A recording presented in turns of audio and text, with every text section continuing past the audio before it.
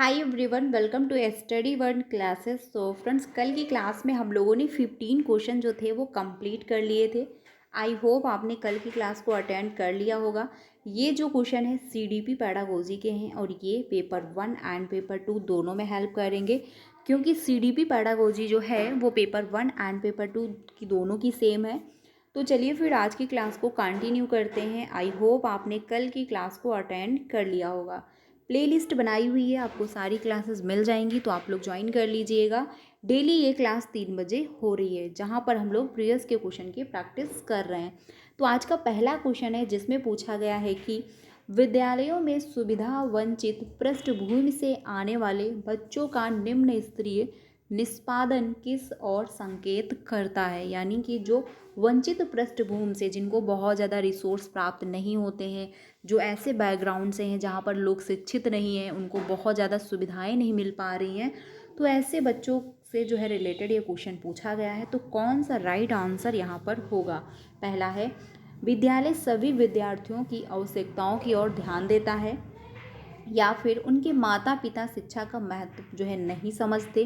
तो ये कहना गलत होगा कि वो महत्व नहीं समझ रहे होते हैं, बल्कि वो इतने रिसोर्स बच्चे को उपलब्ध नहीं करवा पा रहे होते हैं। सभी विद्यालय यानी विद्यालय सभी बच्चों की आवश्यकताओं एवं योग्यताओं को संबोधित नहीं कर पाते हैं। तो ये जो है आपका राइट आंसर होगा थर्ड ऑप्शन, क्योंकि निम्न स्तरीय निष्पादन किस और संकेत करता है। तो ये आपका हो जाएगा थर्ड ऑप्शन कि विद्यालय सभी बच्चों की आवश्यकताओं एवं योग्यताओं को संबोधित नहीं कर पाते हैं। यही जो है मेन रीज़न है। यहाँ पर जो राइट आंसर हो जाएगा वो थर्ड ऑप्शन होगा। फोर्थ है, बच्चों का सामाजिक परिवेश बच्चों के अधिगम के लिए पूरी तरह से उत्तरदायी है। बिल्कुल करेक्ट है आंसर, क्योंकि इम्पॉर्टेंट है इन्वायरमेंट, क्योंकि कैसे बच्चे कल्चर में रहे हैं, कैसा इन्वायरमेंट रहा है उनका, ये बहुत डिपेंड करता है, यानी बहुत इफेक्ट डालता है बच्चे की लर्निंग को। तो ये भी बिल्कुल सही है, बट हमको यहाँ पर जो है निम्न स्तरीय निष्पादन जो है की ओर संकेत करता है। तो यहाँ पर थर्ड ऑप्शन आपका करेक्ट हो जाएगा, यानी निगेटिव है और निगेटिव का निगेटिव आंसर राइट होगा। अगले क्वेश्चन पे चलते हैं। अगला है क्वेश्चन नंबर 7 यानी 17, जिसमें पूछा गया है कि विकलांगता व्यक्तिक और सामाजिक कारकों के बीच बाधित अंतःक्रियाओं का परिणाम है। विकलांगता का कौन सा प्रतिमान इस दृष्टिकोण को समर्थन देता है? ये यहाँ पर बताना है कि कौन सा जो है समर्थन देता है। तो पहला है चिकित्सीय, या फिर दानशीलता, या फिर सामाजिक, या फिर मानवीय अधिकार। तो कौन सा राइट आंसर होगा क्वेश्चन नंबर 17 का? यहाँ पर जो राइट आंसर होने वाला है वो थर्ड ऑप्शन होगा, यानी कि सामाजिक, क्योंकि सामाजिक जो है क्या है, ये समर्थन देता है, दृष्टिकोण को समर्थन देता है, यानी समाज, क्योंकि समाज जो है ये बहुत ज़्यादा इफेक्ट डालता है। यहाँ पर बात हुई है ये कि सामाजिक कारकों के बीच बाधित अंतःक्रियाओं का परिणाम है। विकलांगता का कौन सा प्रतिमान इस दृष्टिकोण को समर्थन देता है? तो यहाँ पर जो राइट आंसर हो जाएगा वो आपका थर्ड ऑप्शन बिल्कुल करेक्ट होगा, यानी समाज हो जाएगा। अगले क्वेश्चन पे चलते हैं। अगला है 18। मैं जो भी आपको आंसर बता रही हूँ, ऑफिशियल आंसर किसे बता रही हूँ, तो प्लीज़ ये डाउट मत रखिएगा कि इसका ये आंसर ना होकर कि ये आंसर बिल्कुल करेक्ट होगा। जो भी आंसर मैं बता रही हूँ आप लोगों को बिल्कुल करेक्ट है। अगला है, श्रवण बाधिता वाले विद्यार्थियों के सफल समावेशन को सुनिश्चित करने के लिए अध्यापक को क्या करना चाहिए? यानी कि श्रवण बाधिता, जिस विद्यार्थी को या फिर जिस बच्चे को सुनने में प्रॉब्लम है, उसके सफल समावेशन यानी आप उसको इंक्लूड करना चाहते हो, तो उसके लिए क्या आवश्यक है वो बताना है। तो पहला है, जानकारी प्रस्तुत करने के लिए व्याख्यान विधि का अतिशय जो है रूप से प्रयोग हो। तो उसको ऑलरेडी क्या है, सुनने में प्रॉब्लम है, क्योंकि उसको सुनने में समस्या हो रही है, तो आप जो है और सुनने वाली जो है प्रक्रिया को इंक्लूड नहीं करोगे, क्योंकि जो सेंस बच्चे का वीक है, बाकी तो सेंस स्ट्रांग है, तो जो सेंस वीक है उस पर हम ध्यान, यानी उसको जो है हम ना उस पर उसी के दौरान जो है लर्निंग ना करवाते हुए, बाकी सेंस जो उसके मजबूत हैं उसका प्रयोग करते हुए हम उसकी लर्निंग को बेहतर कर सकते हैं। तो ये नहीं होगा। अधिगम के आकलन के लिए मौखिक जो है परीक्षणों का प्रयोग, तो उसको ऑलरेडी समस्या है सुनने में, तो सुनने जैसा जो भी प्रयोग आप करोगे उसको प्रॉब्लम होगी। कक्षा में सांकेतिक भाषा के प्रयोग का निषेधन, या फिर जो है यानी जो संकेत भाषा होती है उसको आप जो है निषेध करो कि कोई भी अप्लाई नहीं करेगा, कोई भी संकेत के माध्यम से लर्निंग नहीं करेगा, तो यहाँ पर भी प्रॉब्लम होगी। यह सुनिश्चित करना कि मौखिक संप्रेषण दृश्यात्मक प्रस्तुतिकरण के साथ पूरे हों। बिल्कुल सही बात है, क्योंकि दृश्यात्मक यानी आप एक्टिविटी के माध्यम से सिखाओगे तो बच्चा सुन नहीं पा रहा बट वो देख सकता है। तो देखने के माध्यम से वो सीख लेगा, वो समझ लेगा, चीज़ों को कनेक्ट कर लेगा कि हाँ जो है इसके अंतर्गत क्या कहा जा रहा है, क्या जो है यहाँ पर हो रहा है। तो वो जो है देख करके भी जो है चीज़ों को समझेगा, क्योंकि वो देख तो सकता है बट वो सुन नहीं सकता। तो बाकी सेंस तो उसकी स्ट्रांग है, तो बाकी सेंस का हम प्रयोग करके जो है उसकी लर्निंग को बेहतर कर सकते हैं। यहाँ पर जो राइट आंसर हो जाएगा वो फोर्थ ऑप्शन बिल्कुल करेक्ट होगा। अगले क्वेश्चन पे चलते हैं, 19 पे अगला है, मेधावी जो है प्रतिभाशाली बच्चों को किस तरह की संभावना है, यानी जो गिफ्टेड बच्चे होते हैं उसमें पूछा गया है कि किस तरह की जो है संभावना है क्वेश्चन नंबर 19 में। तो कौन सा यहाँ पर राइट आंसर होगा? पहला है, उन्हें मूल बातों की सहज समझ का अभाव होता है। जी नहीं, क्योंकि गिफ्टेड बच्चे जो होते हैं उनका IQ 140 प्लस होता है, 130 या 140 प्लस तक रहता है, और उनका IQ लेवल इतना हाई होता है, वो तुरंत चीज़ों को समझते हैं और वो ऐसे काम करना पसंद करते हैं जो काफ़ी चैलेंजिंग हो, जिसमें काफ़ी रिसर्च हो। ये नहीं कि जो है वो तुरंत बोरिंग महसूस करेंगे या फिर वो जो है अनुकरण करके सीख लें, ऐसा नहीं होगा। उनको जो है चैलेंजिंग जो है काम जो होंगे वो उनको वर्क करना पसंद होगा, बाकी उनको लर्निंग में इंटरेस्ट आएगा। ये नहीं होगा अपने सहपाठियों की तुलना में काफ़ी धीमी गति से प्रतिक्रिया देते हैं, ये भी नहीं होगा। इनफैक्ट वो बहुत जल्दी जो है चीज़ों को समझ लेते हैं। यदि कार्य चुनौती भरा है तो उस काम को वो तुरंत छोड़ देते हैं, बल्कि उसे और ज़्यादा वो करने के लिए एक्सपर्ट रहते हैं, उनको और ज़्यादा मज़ा आ रहा होता है। ठीक है, यहाँ पर राइट आंसर जो है फोर्थ ऑप्शन होगा कि समाधान खोजने के प्रति इच्छा व्यक्त करते हैं, यानी प्रॉब्लम सॉल्विंग उनकी बेहतर होती है। वो हर काम को बहुत अच्छे तरीके से प्रेजेंट करते हैं और हर काम को बहुत जो है इंटरेस्टिंग वे में कर रहे होते हैं। यहाँ पर राइट आंसर जो होगा वो फोर्थ ऑप्शन होगा। गिफ्टेड बच्चे जो होते हैं वो कुछ ही होते हैं, बाकी जो है 80% क्या होता है, हम जनरल में ही आ जाते हैं, यानी सामान्य में, कि सब खिचड़ी होते हैं। थोड़ा थोड़ा इंटरेस्ट जो है सभी में होता है, किसी को थोड़ी डांसिंग भी आ रही होती है, किसी को थोड़ी टीचिंग भी आ रही होती है, किसी को थोड़ा सा और भी नॉलेज होगा, कुकिंग का भी नॉलेज होगा। तो 80% जो लोग होते हैं वो जनरल में यानी सामान्य में ही आ जाते हैं। बाकी कुछ यानी जो है देखिए, अगर मतलब देखा जाए डाटा तो 50% ही यानी 5% ही ऐसे होते हैं जो गिफ्टेड बच्चे कहलाते हैं। ठीक है, यहाँ पर जो राइट आंसर हो जाएगा वो आपका फोर्थ ऑप्शन करेक्ट होगा। अगले क्वेश्चन पे चलते हैं, नेक्स्ट है 20 में पूछा गया है कि निम्नलिखित में से कौन सा प्रावधान जो है अटेंशन डेफिसिटी हाइपर एक्टिविटी डिसऑर्डर वाले अभ्यर्थियों के लिए चुनौती जो है प्रस्तुत करेगा, यानी जो अटेंशन डेफिसिटी हाइपर एक्टिविटी, यानी इनमें क्या होता है, बहुत ज़्यादा लंबे समय तक एक जगह पर ये ध्यान एकत्रित नहीं कर पाते हैं, इनको ध्यान एकत्रित करने में प्रॉब्लम होती है, तुरंत जो है बोरिंग महसूस करने लगते हैं, ये तुरंत जो है चिड़चिड़ापन इनमें आ जाता है। तो कौन सा राइट आंसर होगा क्वेश्चन नंबर 19-20 का? पहला है, लिखित प्रदत्त कार्यों के लिए सहायक प्रौद्योगिकी का तक जो है सुगम्य पहुंचाएं। तो इसमें ये आपका आंसर नहीं होगा।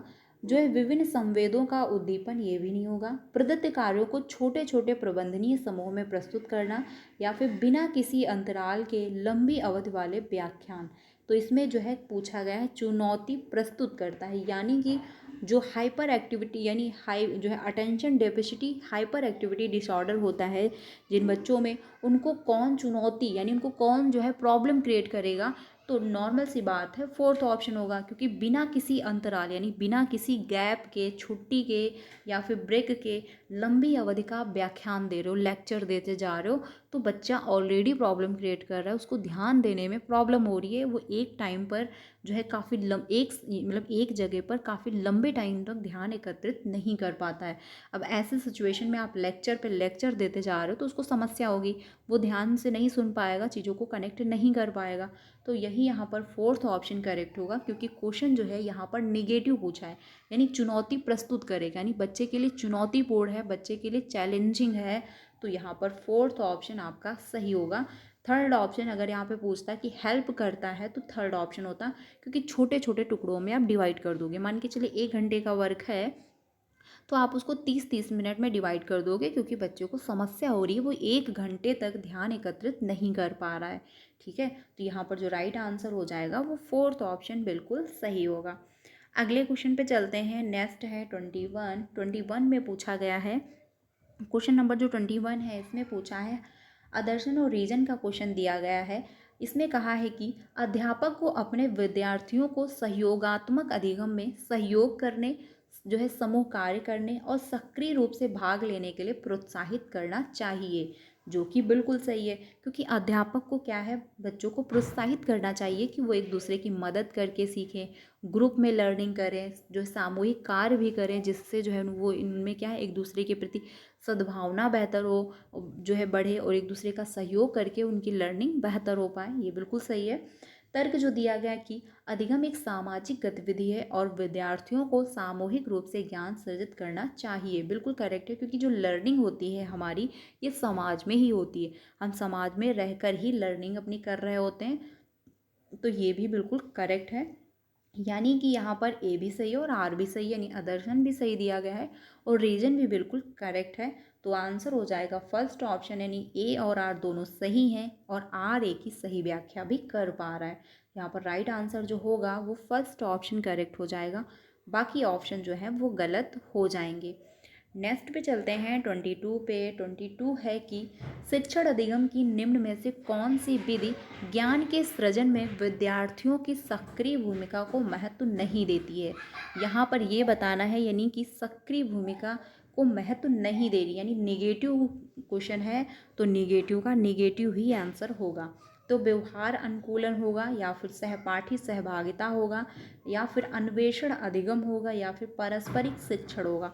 तो यहाँ पर जो राइट आंसर आपका होगा क्वेश्चन नंबर जो है 22 का फर्स्ट ऑप्शन हो जाएगा, यानी व्यवहार अनुकूलन, यही जो है आपका नहीं होगा, क्योंकि यहाँ पर निगेटिव का निगेटिव आंसर हमको देना था। ठीक है, तो यहाँ पर राइट आंसर जो होगा वो फर्स्ट ऑप्शन होगा। बाकी जो है सृजन में सहायक होते हैं, क्योंकि सहपाठी अधिगम यानी सहपाठी सहभागिता ये आपकी बहुत अच्छी होती है, क्योंकि हम हेल्प करके एक दूसरे की मदद करके सीख रहे होते हैं। अन्वेषण अधिगम ये भी बहुत अच्छा होता है, क्योंकि हम खोज करते हैं। ठीक है, पारस्परिक शिक्षण एक दूसरे की हेल्प करके सीख रहे हैं, ये भी बेहतर है। लेकिन यहाँ पर व्यवहार अनुकूलन ये आपका नहीं होगा। यहाँ पर राइट आंसर जो है वो फर्स्ट ऑप्शन करेक्ट हो जाएगा। 23 पे चलते हैं। 23 है विद्यार्थी किसके द्वारा बेहतर और प्रभावशाली तरीके से सीखते हैं, यानी जो है इसमें कौन सा ऑप्शन होगा जिसके माध्यम से जो बच्चे हैं वो बहुत बेहतर यानी बहुत अच्छे तरीके से, वो प्रभावशाली यानी उसका प्रभाव उन पर पड़ता भी है और स्थायी रूप से रहता भी है ज्ञान। तो पहला है निष्क्रिय अनुसरण। तो निष्क्रिय अनुकरण आपका नहीं होगा, क्योंकि हम निष्क्रिय रूप से जो है अनुकरण करेंगे तो वो लर्निंग हमारी बेहतर नहीं होगी। पुरस्कार और दंड बिल्कुल भी नहीं होगा। जिज्ञासा और अन्वेषण या फिर कंठस्थीकरण, तो कंठस्थीकरण भी नहीं होगा, क्योंकि हमको रटवाना बिल्कुल भी नहीं है। इनफैक्ट जिज्ञासा और अन्वेषण यानी बच्चे में क्यूरियोसिटी जगे, जिज्ञासु हो बच्चा, वो उसको बच्चे को हर एक चीज़ सीखने में इंटरेस्ट आए, वो कुछ नई नई चीज़ें सीखने की कोशिश करें, और साथ ही अन्वेषण, वो खोज भी करे, अप्लाई भी करे कि यस क्या सही है और क्या गलत है, कैसे जो है हमको क्या लर्निंग को बेहतर करना है। तो यहाँ पर खोज भी बच्चा करता रहे। तो यहाँ पर राइट आंसर जो होगा वो आपका थर्ड ऑप्शन होगा, क्योंकि क्यूरियोसिटी और अन्वेषण ये आपका बेहतर होता है, ये प्रभावशाली भी होगा। यहाँ पर राइट आंसर थर्ड ऑप्शन होगा, क्योंकि जब बच्चे में जिज्ञासा होगी तो वो बेहतर सीखता है, यानी जब हमारे में कोई क्यूरियोसिटी जगती है कि यस इसके बारे में हमको नॉलेज होनी चाहिए, तो हम कम टाइम में भी बेहतर सीख रहे होते हैं। यहाँ पर राइट आंसर थर्ड ऑप्शन हो जाएगा। नेक्स्ट पे चलते हैं 24 पे। 24 में कहा है निम्न में से कौन सा विद्यार्थियों के समस्या समाधान कौशलों के विकास में बाधक है। ये आपको बताना है, यानी प्रॉब्लम सॉल्विंग में जो है रुकावट पैदा कर रहा है 24। तो कौन सा राइट आंसर होगा। पहला है अनुरूपक चिंतन, तो अनुरूपक चिंतन आपका नहीं होगा। प्रत्यात्मक स्थिरता या फिर बहुविधि तरीकों से प्रश्नों की जो है प्रस्तुतिकरण, ये भी आपका सही है। प्रासंगिक सूचनाओं पर केंद्रित होना, ये भी सही है, लेकिन सेकंड ऑप्शन आपका जो है यहाँ पर राइट नहीं हो पाएगा। तो यहाँ पर सेकंड ऑप्शन सही होगा, क्योंकि बाधक है यानी रुकावट पैदा कर रहा है। तो प्रत्यात्मक स्थिरता यानी आप सभी के लिए जो है एक जैसा तो रूल फॉलो नहीं कर सकते। जब प्रॉब्लम एक जैसी नहीं है तो प्रॉब्लम का सलूशन भी एक जैसा नहीं होगा। प्रॉब्लम जब दूसरे प्रकार की है तो उसको हम दूसरे ही प्रकार से सॉल्व कर पाएंगे। यहाँ पर राइट आंसर जो होगा वो सेकंड ऑप्शन करेक्ट हो जाएगा। नेक्स्ट क्वेश्चन पे चलते हैं 25 पे। 25 है कि विद्यार्थियों द्वारा जो है गृहीत वैकल्पिक अवधारणाएं अध्यापकों द्वारा किस प्रकार संबोधित की जानी चाहिए। तो कौन सा यहाँ पर करेक्ट आंसर हो जाएगा 25 का।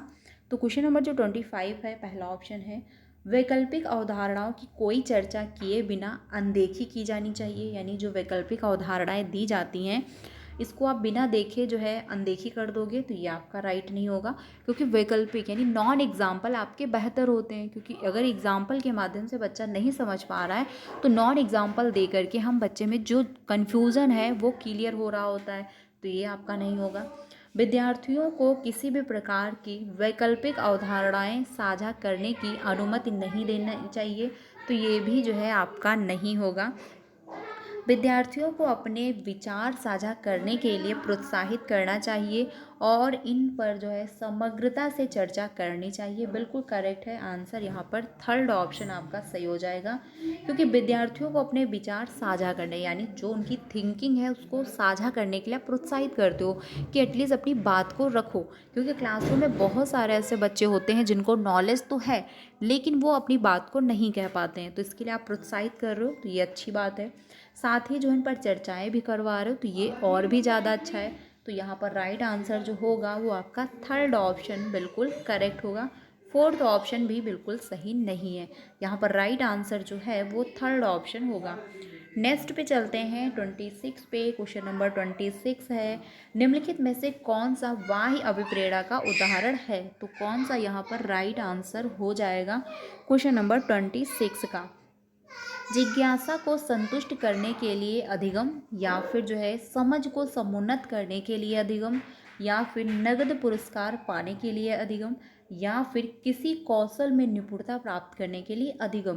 तो यहाँ पर बात हुई बाह्य अभिप्रेरणा, यानी कि इंटरनल मोटिवेशन नहीं है, एक्सटर्नल मोटिवेशन है, यानी कि रीजन इसका बाहर है। तो जिसका भी रीज़न बाहर होगा वो आपका बाह्य अभिप्रेरणा होगा।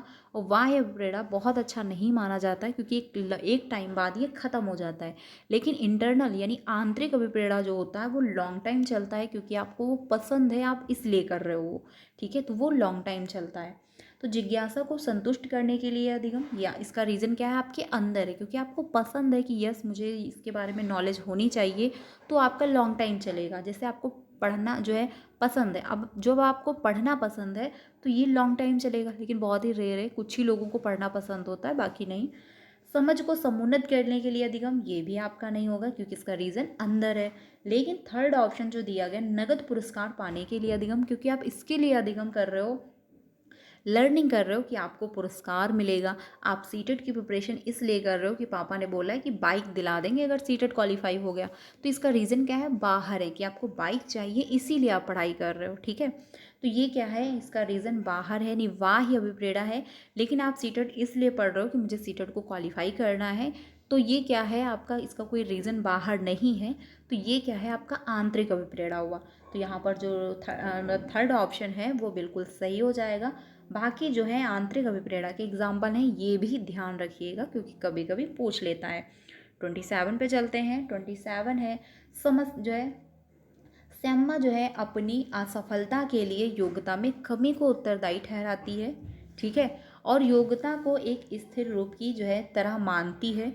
बार बार असफलताओं का होना उसमें किस प्रकार की भावना का विकास करेगा, यानी कि जो वो असफल हुई है उसमें असफलता का जो रीज़न है वो ये मान रही कि मेरे में योग्यता की कमी रही, ठीक है।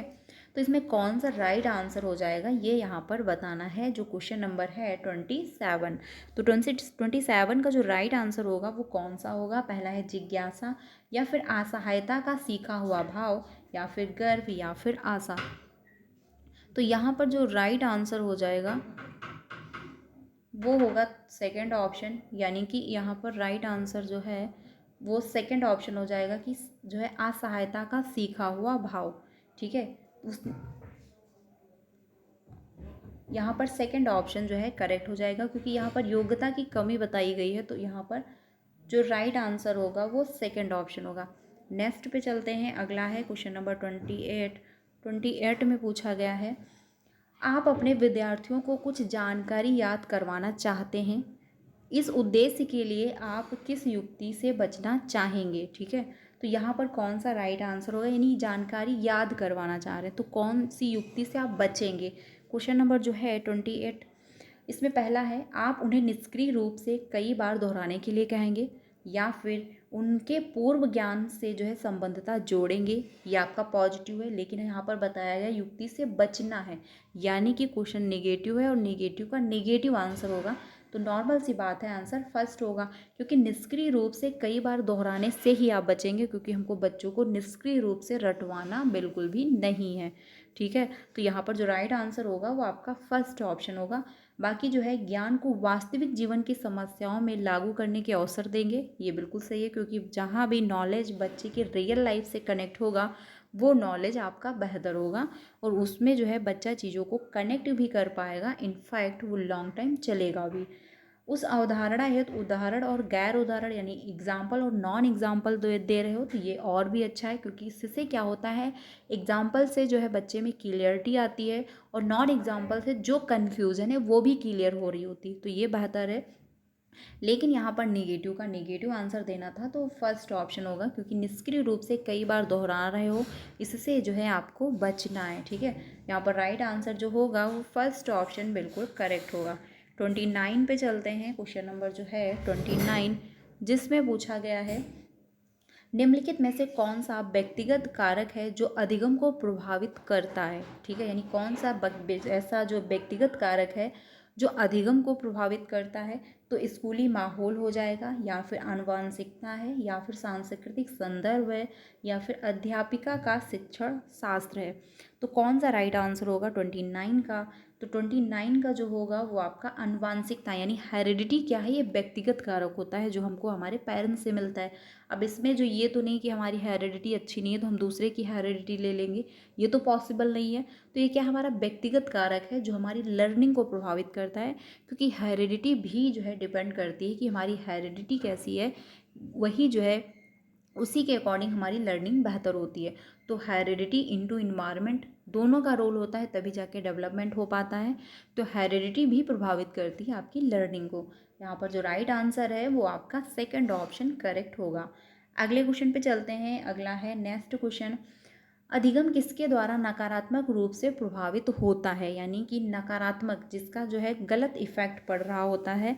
तो पहला है अध्यापिका द्वारा जो है प्रदान पाठ यानी इसके फोल्डिंग, ये तो आपका पॉजिटिव है। निराशा की भावना, यही आपका नकारात्मक है, क्योंकि निराशा यानी आपकी निराशा है कि हमसे तो होगा ही नहीं, आपने पहले से ही सोच रखा है कि मेरे से सीटेट क्वालिफाई नहीं होगा। तो अगर आप क्वालिफाई भी कर लोगे, मतलब आप कर सकते हो, तो भी आप नहीं कर पाओगे, क्योंकि ऑलरेडी आपका एक माइंडसेट बन चुका है कि हमसे तो ये काम नहीं होगा।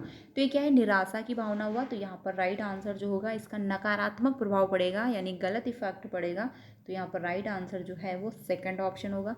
विद्यालय की मुद्रित समृद्ध परिवेश, ये आपका पॉजिटिव है, क्योंकि क्लासरूम को ऐसे डिजाइन किया जाता है कि बच्चा जो भी जिस तरफ देख रहा है वहाँ से कुछ ना कुछ वो सीख रहा है। विद्यार्थियों की ज़रूरत अनुसार व्यक्तिगत रूप से दिए जा रहे अनुदेशन, ये भी बिल्कुल आपका राइट है। इसका जो है पॉजिटिव इफेक्ट पड़ेगा, ना कि नेगेटिव। लेकिन यहाँ पर नेगेटिव इफेक्ट जो पड़ रहा है वो निराशा की भावना होगा। यहाँ पर राइट आंसर सेकंड ऑप्शन ही आपका सही हो जाएगा। तो फ्रेंड्स ये थे 15 क्वेश्चन जो कि मैंने आज आप लोगों के साथ डिस्कस किए। 15 ऑफ आपके कितने सही हुए कमेंट में बताइएगा। कल हम लोगों ने 15 क्वेश्चन कंप्लीट कर लिए थे, तो 30 क्वेश्चन हो चुके हैं। डेली हम लोग 3 बजे की क्लास में प्रीवियस के क्वेश्चन की प्रैक्टिस कर रहे हैं, तो आप लोग ज्वाइन कर लीजिएगा। प्लेलिस्ट बनाई हुई है, आपको सारी क्लासेस भी मिल जाएंगी। चैनल पे पहली बार आए हो तो प्लीज़ सब्सक्राइब कर लीजिएगा, क्योंकि आपको जो है सीटेट की तैयारी भी करवाई जाती है, और वहीं पर जो है जो भी इंफॉर्मेशन आती है टीचिंग से रिलेटेड वो अपडेट भी आपको दे दी जाती है। तो वीडियो अच्छी लगी हो तो लाइक कर दीजिएगा और अपने सारे फ्रेंड को शेयर करिएगा। मिलते हैं नेक्स्ट वीडियो में। Thank you.